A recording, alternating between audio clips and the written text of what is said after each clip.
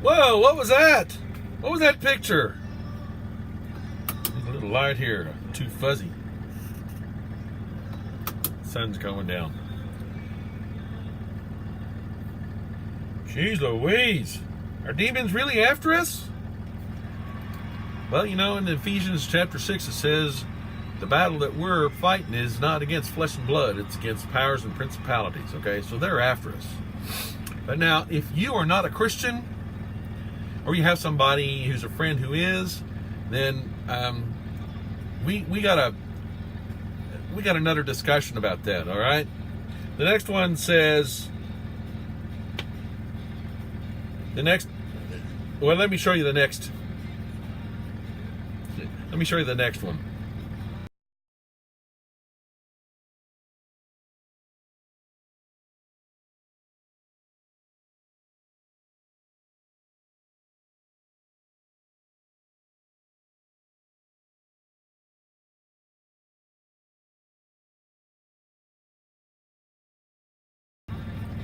Okay, so did I? Did I get your attention? Demons, they don't like us, okay? You know why? Because we can go to heaven and they can't. They've already made their choice. It's too late for them. They're done. They're toast. They're history. And you know what? When they get to hell, they're going to be suffering just like every other human, okay? They lie to us, though, and they put bad thoughts in our heads, okay? Because they work for Satan, who is what? Yeah, father of lies, okay? Let that sink in. The Bible calls him the father of lies for a reason, okay? He told the first lie to Adam and Eve in the garden. Don't doubt it. Okay? All right, next slide.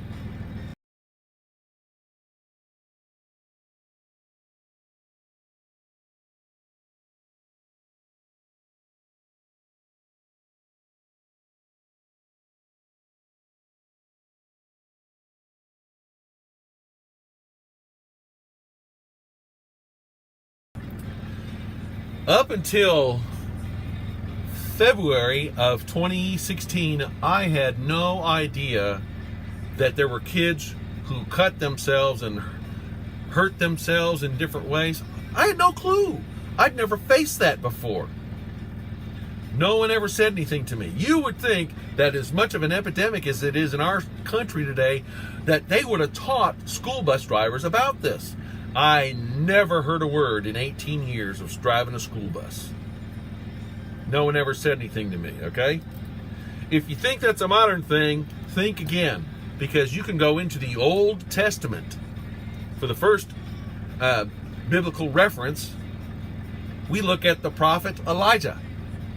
On Mount Carmel, who did he face down? The prophets of Baal. Now, what's Baal? B-A-A-L. That's a false god, an idol, a graven image, okay? They actually made a statue, called it Baal. But I'm cluing you in right now, there's a demon attached to it, okay? And what happened on the mount, the top of Mount Carmel was they had this showdown to say, okay, who's going to be God for Israel? Jehovah or Baal? And they set up this sacrifice. Whoever's God answered by fire from the sky, that God was going to be God. And of course, Baal did not answer, because even if he could, I'm pretty sure God prevented him from doing so. Okay? So, Jehovah, he answered with fire. So guess who won that day? That's right, God did, and Moses. But let's look at the ritual that the prophets of Baal did while they were on the mount and while they were waiting for their God. They spent several hours doing this too. All right, you can look this up in the Old Testament. It's not hard to find. All right? They began to cut themselves, the Bible says, as was their ritual. When they worshiped Baal, they would cut themselves. What did we just discuss? Baal is a graven image, an idol, and there is a demon attached to him. Okay? I would dare say there's every graven image that there is, that's a false god, there's a demon attached. You understand me? Are you listening to me? So when they were cutting, what were they doing to summon their god? They were actually summoning a demon, not some all-powerful God. So when kids today are cutting themselves, they may not know it. And they may, oh no, it's just because it helps me cope. No. And I'm not the only one who thinks this. Okay? I'm not the only one who made this connection. I made this connection by myself. God showed it to me.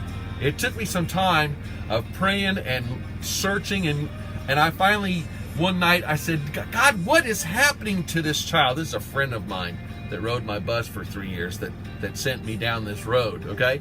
I said, what is happening to this child? And he said, I mean, it was just almost like a clear voice, prophets of Baal. And I went, oh, man. I made the connection right away. I said, there has to be a biblical explanation for this. And sure enough, there was, okay? The prophets of Baal used to do it for their worship. Okay, so if you don't think it's demonic, guess again. Okay? Those demons hate us, and they do everything they can to keep us from going to heaven. And before you come to Jesus, those demons can inhabit you. And when you cut, teenagers, are you listening? When you cut yourself, you are giving that demon position to come into your life and take control, whether you are saying it or not. Okay? I'm telling you right now, that is straight up, honest to God truth. So, moving along, here's the next picture.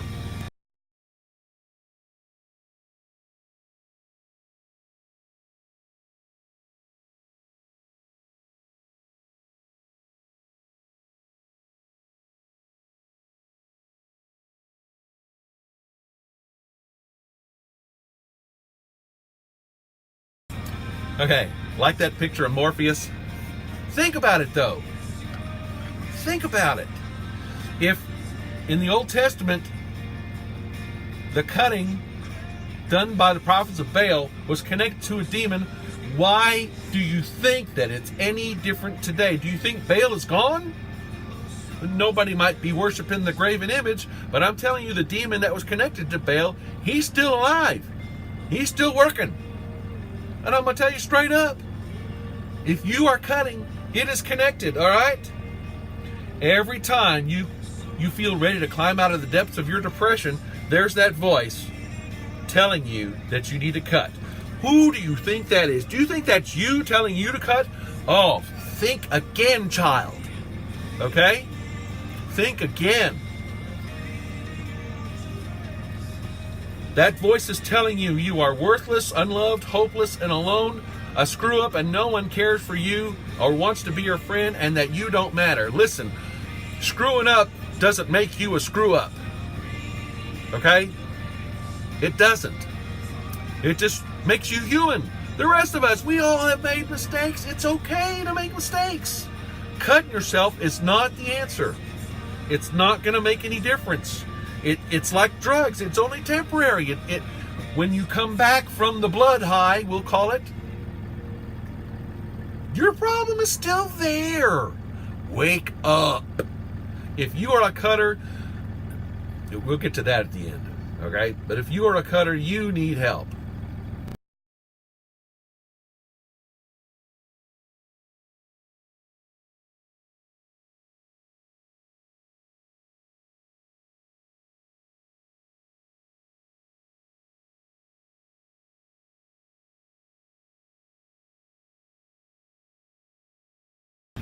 All right, I hope you read that one well. I'm going to read it to you, okay? Fighting off demons is tough business. It's also spiritual business because they are spirits. Look at it this way. You call an expert for an issue that you have a problem with. Yes, right? You get sick, you go to the doctor, he gives you pills. You got a car that won't start, you take it to the auto mechanic.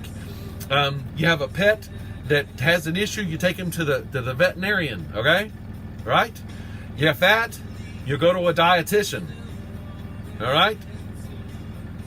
And there's so many. You got a roof leak, you call a roofing expert. All right?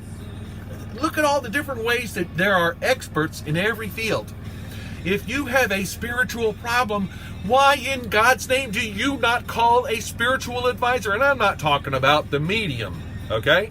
I'm not talking about Crystal Ball Mary Lou, all right? She cannot help you because the demons are inhabiting her too. Where do you think she gets her stuff from, all right? But you don't have to do it alone, and you can't do it alone, okay? You don't have the skills required unless you're spirit-filled. Okay? You want to be spirit-filled, you got to get rid of the demon first because you're already filled with an evil spirit. But if you want Holy Spirit in you, there's a procedure to it. And I'm telling you, it starts with going to somebody that can help you.